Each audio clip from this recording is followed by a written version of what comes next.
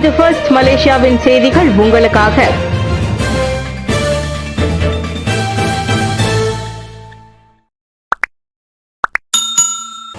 ஆற்றின் மதகு பகுதியில் செம்பனை எண்ணெய் கசிவு.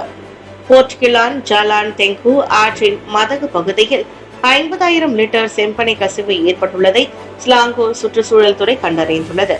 சுத்திகரிக்கப்படாத செம்பனை எண்ணெய் கையிருப்பு பகுதியில் குழாயில் ஏற்பட்ட கசிவினால் அருகே உள்ள ஆற்றில் 50,000 லிட்டர் செம்பனை எண்ணெய் கசிவு கலந்து விட்டதாகவும் அதன் அடையாளத்தை சுங்கை அவுர் ஆற்றில் காண முடிந்ததாக ஸ்லாங்கூர் சுற்றுச்சூழல் துறையின் இயக்குனர் நூர் அசிசா ஜாஃபர் தெரிவித்தார். செந்நிறம் மற்றும் மஞ்சள் நிறங்களை கொண்ட ஒரு வகை எண்ணெய் ஆற்றின் மதகு பகுதியில் காணப்பட்டதை தொடர்ந்து ஸ்லாங்கூர் சுற்றுச்சூழல் துறை அவசர புகாரை பெற்றுள்ளது. இன்று காலை 8 மணி முதல் சம்பந்தப்பட்ட இடத்தில் தூய்மைப்படுத்தும் நடவடிக்கை மேற்கொள்ளப்பட்டது விசாரணையின் மூலம் தெரிய வந்ததாக நோர் அசிசா கூறினார். அதோடு மதகு பகுதியில் கசிவு தடுக்கப்பட்டுள்ளதால் கடல் நீர் பகுதியில் செம்பனை எண்ணெய் கலக்கவில்லை என்றும் அவர் தெரிவித்தார். மலேசியாவில் தவளை இறைச்சியை கொண்ட 21 கிலோ சாத்தே இறைச்சி பறிமுதல். பினாங்கு அனைத்துலக விமான நிலையத்தின் நுழைவு வாயில் 1500 ரிங்கிட் மதிப்புடைய 21 கிலோ தவளை சாத்தே இறைச்சி பினாங்கை சேர்ந்த தனிமைப்படுத்தும் மற்றும் பரிசோதனை மையத்தில் அதிகாரிகள் பரிசோதனை செய்தனர். மியான்மரில் இருந்து கொண்டு வரப்பட்டதாக நம்பப்படும் தவளை சாத்தே இறைச்சி பினாங்கு விமான நிலையத்தின் நுழைவு பகுதியில் பறிமுதல் செய்யப்பட்டதாக தனிமைப்படுத்தும் மற்றும் பரிசோதனை மையத்தின் அதிகாரிகள் தெரிவித்தனர். சுங்க மலேசிய துறை மற்றும் தனிமைப்படுத்தும் பரிசோதனை மையத்தின் கண்காணிப்பு இயந்திர பிரிவின் ஒத்துழைப்போடு மேற்கொள்ளப்பட்ட நடவடிக்கையில் அந்த சாத்தே இறைச்சி பறிமுதல் செய்யப்பட்டது. மியான்மரில் இருந்து வந்த விமான பயணிகளின் பேக்கில் பரிசோதனை செய்த போது தவளை சாத்தே இறைச்சி இருந்தது கண்டுபிடிக்கப்பட்டது. இந்த மாதம் வரை பிராணிகள் அடிப்படையிலான பெரிய அளவில் கண்டுபிடிக்கப்பட்ட தயாரிப்பு பொருட்கள் இதுவாகும். அனுமதி பெர்மிட் இன்றி இறைச்சி தயாரிப்பு பொருட்களை சட்டவிரோதமாக இறக்குமதி செய்வது மலேசியாவில் குற்றமாகும். டுவெட் திட்டத்தினால் தேசிய வறுமை விகிதத்தை 2.5 விழுக்காடு குறைக்க முடியும். அரசாங்கம் அறிமுகப்படுத்தியுள்ள டுவெட் எனப்படும் தொழில்நுட்ப தொழிற்கல்வி மற்றும் பயிற்சி திட்ட தேசிய வறுமை விழுக்காட்டை 3.5 விழுக்காட்டிலிருந்து 2.5 விழுக்காடாக குறைக்க முடியும். டுவெட் திட்டம் மலேசியர்களுக்கு அதிக அளவிலான வேலை வாய்ப்பை உருவாக்குவதோடு துரித பொருளாதார வளர்ச்சிக்கான ஆற்றலையும் அது கொண்டிருப்பதாக துணை பிரதமர் டாக்டர் அகமது சாஹித் ஹமீதி தெரிவித்தார். டுவெட் திட்டத்தில் இளைஞர்களுக்கு 1 மில்லியனுக்கும் அதிகமான வேலை வாய்ப்புகளை வழங்கி இருப்பதாக பாசிமாஸ் மடானி வேலை வாய்ப்பு மற்றும் வழிகாட்டு அரங்கம் தொடக்கி வைத்த பின் செய்தியாளர்களிடம் பேசிய போது அகமது சாஹித் இதனை தெரிவித்தார். சுங்கை பாக்காப்பு இடைத்தேர்தல் வாக்குப்பதிவு சுறுசுறுப்பாக நடைபெற்று வருகிறது. பினாங்கில் சுங்கை பாக்காப் சட்டமன்ற இடைத்தேர்தலுக்கான வாக்குப்பதிவு இன்று காலை மணி 8 முதல் சுறுசுறுப்பாக நடைபெற்று வருகிறது. இன்று காலை 11 மணி வரை 24 விழுக்காடு வாக்குகள் பதிவாகியுள்ளதாக தேர்தல் ஆணைக்குழு தகவல் வெளியிட்டுள்ளது. இன்று காலை 8 மணிக்கு 9 வாக்களிப்பு மையங்களில் உள்ள 65 வாக்குச்சாவடிகளில் வாக்களிப்பு தொடங்கியது. இந்த தொகுதியில் தகுதி பெற்ற 39,151 பேர் தங்களது ஜனநாயக கடமையை நிறைவேற்றும் கடப்பாட்டை கொண்டுள்ளனர். மாலை 6 மணிகளவில் வாக்குச்சாவடிகள் மூடப்படும். மேலும் மாலையில் மழை வரக்கூடும் என்பதால் சிரமத்தை தவிர்ப்பதற்கு விரைவில் வாக்குச்சாவடிக்கு சென்று வாக்களிக்கும்படி வாக்காளர்களுக்கு தேர்தல் ஆணையம் கேட்டுக்கொண்டது. இன்றிரவு 7 மணிக்கு மேல் ஜாவி தேவான் செப்பாகுங்கா மண்டபத்தில் வாக்குகள் எண்ணப்படும்.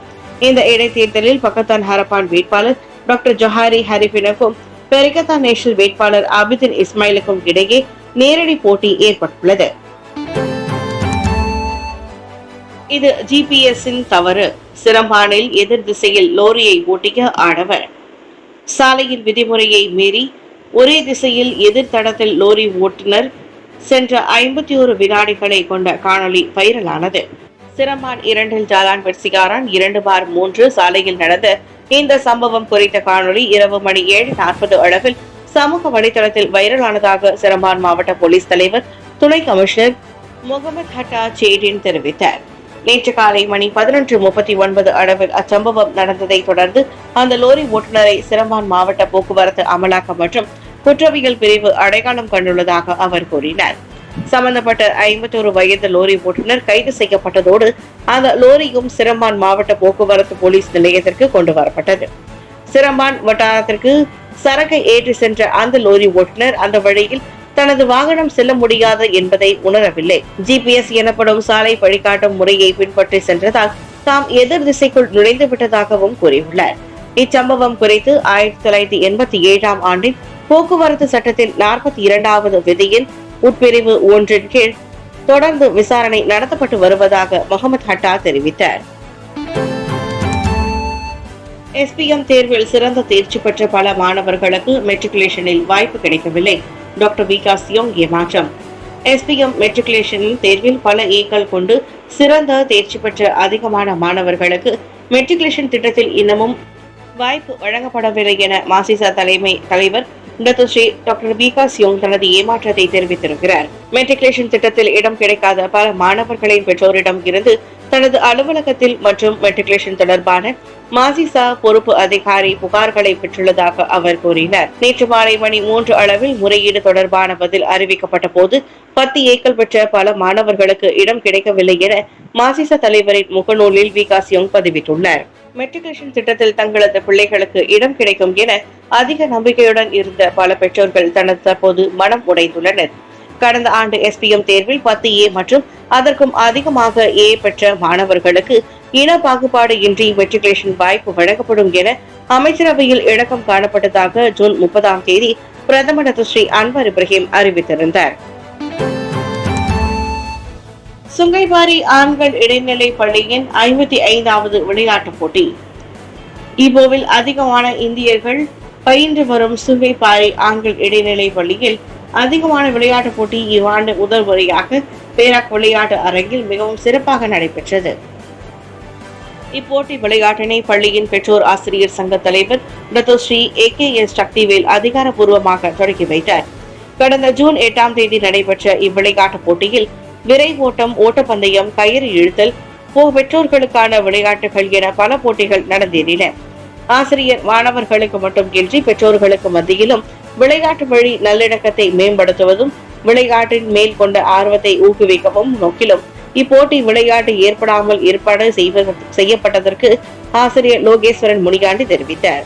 சுங்கைப்பாறை விளையாட்டு போட்டியில் நீலம் அல்லம் முதல் இடத்தில் வாகை சூடியது. வெற்றி பெற்ற மாணவர்களுக்கும் இல்லங்களுக்கும் பரிசுகள், பதக்கங்கள் பள்ளியின் தலைமை ஆசிரியர் அகமது ரோஸ்தி பின் ஹுசைன் எடுத்து வழங்கினார். சாலையை பயன்படுத்தும் மற்றவர்களின் உயிருக்காக தன்னலம் கருதாமல் சேவையாற்றும் பத்மநாபன்.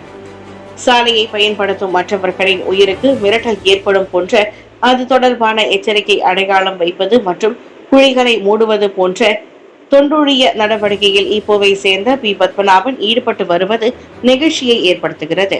முதலில் சாலைகளில் ஆபத்தை ஏற்படுத்தும் குழிகள் இருந்தால் அவற்றை கண்டறிந்து மற்றவர்களுக்கு எச்சரிக்கை ஏற்படுத்தும் வகையில் உடனடியாக நடவடிக்கையில் அவர் ஈடுபடுகிறார். முகநூல் பக்கங்களில் சாலையில் ஆபத்தான இடங்கள் குறித்து எவரும் பதிவிட்டிருந்தால் பத்மநாபனும் இகாதான் சிலாதுரி ரஹ்மான் சகோதரத்துவ இயக்கத்தை சேர்ந்த சில தொண்டுழியர்களும் பாதிக்கப்பட்ட இடத்திற்கு சென்று புகைப்படம் எடுத்து ஊராட்சி மன்றங்கள் அல்லது பொதுப்பணி அமைச்சருக்கு அனுப்பி வைக்கின்றனர். அரசாங்க நிறுவனங்கள் மற்றும் பொதுப்பணித்துறை எந்த ஒரு நடவடிக்கையும் எடுக்க தவறினால் அந்த குழிகளை சுற்றி வெள்ளை வர்ணத்தை பூசி வாகன ஓட்டிகளுக்கு எச்சரிக்கைகளை வைப்போம் என பத்மநாபன் தெரிவித்தார். தன்னலம் கருதாமல் இந்த பணியை செய்வதற்கு நாடு முழுவதிலும் 50க்கும் மேற்பட்ட குழுவினரை கொண்டுள்ளோம் என அவர் கூறினார். தனது குழுவில் தற்பொழுது 5 உறுப்பினர்கள் இருப்பதாகவும் பெரும்பாலும் இரவு நேரங்களில் வாரத்தில் 3 அல்லது 2 நாட்களில் அந்த பணிக்காக தாங்கள் நேரத்தை ஒதுக்குவதாக அவர் கூறினார். ஜோஹர் பாருவில் வீடுகளை உடைத்து கொள்ளையிட்டு வந்த 5 கைது. ஜோஹர் பாரு தாமாண்டேசா திப்ராவில் வீடுகளை உடைத்து கொள்ளையிடும் சம்பவங்களில் தொடர்புடைய 5 ஆடவர்கள் கைது செய்யப்பட்டனர். அவர்களில் 3 இதற்கு முன் 23 குற்ற செயல்களில் ஈடுபட்டது கண்டறியப்பட்டது. போலீஸ் புகாரின் அடிப்படையில் 29 முதல் 39 வயதுடைய அனைத்து சந்தேக நபர்களும் கைது செய்யப்பட்டதாக தென் ஜோஹர் பாரு மாவட்ட போலீஸ் தலைவர் துணை கமிஷனர் ரவுப் சலாமட் தெரிவித்தார். நள்ளிரவு மணி 12:51 அளவில் பண்டார்பாரு பெர்மாஸில் உள்ள தனது வீட்டை உடைத்து கொள்ளையடிக்கப்பட்ட சம்பவம் நிகழ்ந்துள்ளதாக 37 வயது பெண் ஒருவரிடம் இருந்து கடந்த ஜூன் 19ஆம் தேதி போலீஸ் புகாரை பெற்றது.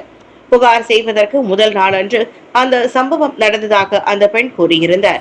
இதனைத் தொடர்ந்து துரித விசாரணை மேற்கொள்ளப்பட்டு அந்த கொள்ளையில் சம்பந்தப்பட்ட அனைத்து சந்தேக பேர்வழிகளையும் மாலை மணி 4:30 அளவில் கைது செய்யப்பட்டதோடு அவர்களிடம் இருந்து வீடுகளை உடைக்க பயன்படுத்தப்பட்ட நீளமான இரும்பு துண்டு மற்றும் 3 கத்திகளும் பறிமுதல் செய்யப்பட்டது. கைது செய்யப்பட்ட 5 சந்தேக நபர்களும் போதைப் பொருள் பயன்படுத்தி வந்துள்ளதும் தெரிய வந்துள்ளது. குற்றவாளி என நிரூபிக்கப்பட்டால் 5 முதல் 14 ஆண்டுகள் வரை சிறை, அபராதம் மற்றும் பிரம்படி ஆகியவை விதிக்கப்படும்.